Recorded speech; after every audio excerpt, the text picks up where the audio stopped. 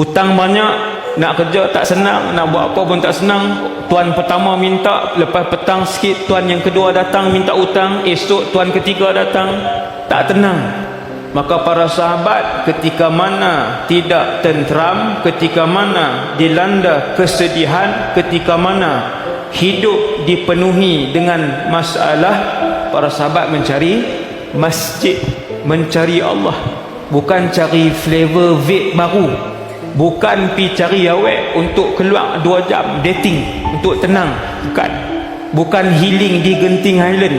Apabila para sahabat Allah uji, longgokkan hutang. Berhutang bukan kerana malas bekerja, berhutang kerana keperluan hidup.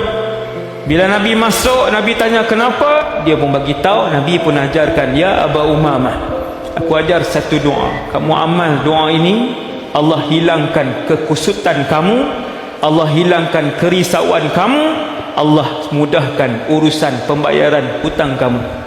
Masya Allah.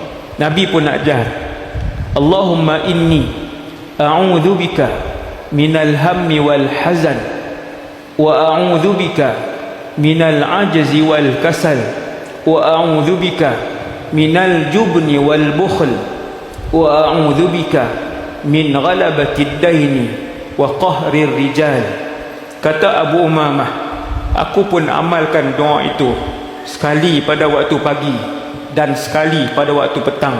Allah melangsaikan hutang aku dan aku tidak lagi dilanda kesedihan, tidak lagi, sehingga akhir hayat.